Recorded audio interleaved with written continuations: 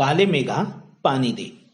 यह निबंध धर्मवीर भारती के द्वारा रचित है, जिसमें लोक जीवन के विषय में धर्मवीर भारती हमें बताते हैं कि बहुत तेज गर्मी पड़ रही है, सूरज आग उगल रहा है और वर्षा का नामो निशान नहीं है। ऐसे में कुछ यज्ञ विधान करने के पश्चात, पूजा पाठ करने के उपरांत भी जब वर्षा नहीं हो रही है, तो कुछ बच्चों की टोली नंग धड़ंग होकर लोगों के दरवाजों पर जाती है और पुकार लगाती है, काले मेघा पानी दे, गगरी फूटी बैल प्यासा, पानी दे गुड़धानी दे, काले मेघा पानी दे। ऐसी स्थिति में जिस घर के सामने वो लोग खड़े रहते हैं, उस घर के लोग उनके ऊपर पानी डालते हैं और वो उसी पानी में लोटपोट लगाते हैं।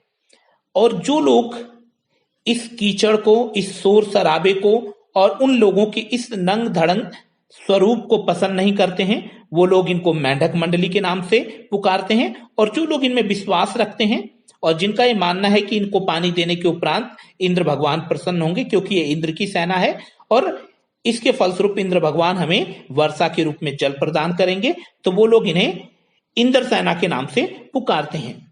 और इन लोगों को लेखक खास पसंद नहीं करता है, क्योंकि लेखक आर्य समाजी है और वो इन रूढ़िवादी और आडंबरों को अच्छा नहीं मानता है। उसका मानना है कि जब इतनी ज्यादा गर्मी पड़ रही है और सहेज कर रखा गया पानी, जो कि पीने के लिए है या अन्य उपयोग के लिए है, उसको इन मैले खुचैले इंद्र सेना पर डालने की क्या आवश्यकता है, क्यों पानी की बर्बादी की जाए। इस तरीके से वो इन्हें बिल्कुल भी पसंद नहीं करता है। जब गर्मी पड़ रही है, ढोर डंगर प्यासे मर रहे हैं, तो इनके ऊपर पानी डालने का कोई औचित्य नहीं है। अगर ये इंद्र भगवान की सेना है तो इंद्र भगवान से ऐसे ही पानी मांग ले।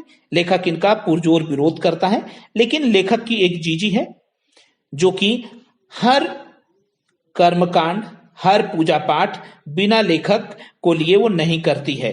अगर होली दिवाली है तो भी वो लेखक को अपने साथ में रखती है, यदि छठ की पूजा हो रही है तो भी वो उनको अपने साथ रखती है, जन्माष्टमी पर भी वो पंजीरी वगैरह लेखक से ही बंटवाती है, ताकि इसके द्वारा किया गया कोई भी कार्य जो लेखक कर रहा है धर्म का, इसके एवज में लेखक को पुण्य मिले। जीजी ऐसा चाहती हैं और लेखक ना चाहते हुए भी जीजी की हर बात मानने पर विवश है, जबकि लेखक इन चीजों को बिल्कुल भी अहमियत नहीं देता है। अब एक दिन जीजी ने लेखक से आग्रह किया कि आज इंद्र सेना आई हुई है हमारे दरवाजे पर, तुम ये बाल्टी भर पानी ले जाकर उनके ऊपर डाल दो। ऐसे में लेखक ने पुरजोर विरोध किया कि मैं ये पानी नहीं डालूंगा चाहे कुछ भी हो, और नाराजगी जाहिर की। ऐसे में लेखक की जीजी ने स्वयं जाकर पानी की बाल्टी उस इंद्र सेना पे डाली। लेखक नाराज हुआ, लेकिन जीजी ने उसे कुछ मिठाइयां देते हुए, कुछ खिलाते हुए, उसके सर पर हाथ फेरते हुए समझाया कि भैया, जिसको तू अंधविश्वास मानता है वो अंधविश्वास और रूढ़िवाद नहीं है, बल्कि त्याग है। जो चीज हमारे पास ज्यादा होती है, यदि हम उसका त्याग करते हैं तो वो त्याग नहीं माना जाता है। जो चीज कम होती है, अगर हम उसका त्याग करते हैं तो वो त्याग माना जाता है। ऋषि मुनियों ने भी ऐसा कहा है और देवता उसके लिए हमें फल भी देते हैं। तो त्याग, दान और तप के विषय में लेखक की जीजी उसे समझाती है कि जैसे किसान के को अगर अपने खेतों से 100 बोरी अनाज प्राप्त करनी है तो उसको कुछ मुट्ठी भर दाने अपने पास से खेतों में फेंकने होते हैं, और उसके एवज में धरती माँ उस त्याग के बदले दान के महत्व को समझते हुए उसे बोरी भर अनाज प्रदान करती है। इसी तरीके से यदि हम इंद्र भगवान की सेना पर पानी फेंकते हैं तो भगवान इंद्र प्रसन्न होंगे और वो वर्षा के रूप में गांव, मोहल्ले और शहर को पानी के रूप में वर्षा प्रदान करेंगे और पूरा पानी की कमी जो है वो पूरी हो जाएगी। और जीजी इस तरीके से लेखक को समझाती है और लेखक जीजी की इन बातों को सुनता है और कहता है कि आज इन बातों को 50 वर्ष हो गए हैं, ये बातें ज्यों की त्यों मेरे मन मस्तिष्क में आज भी बैठी हुई हैं।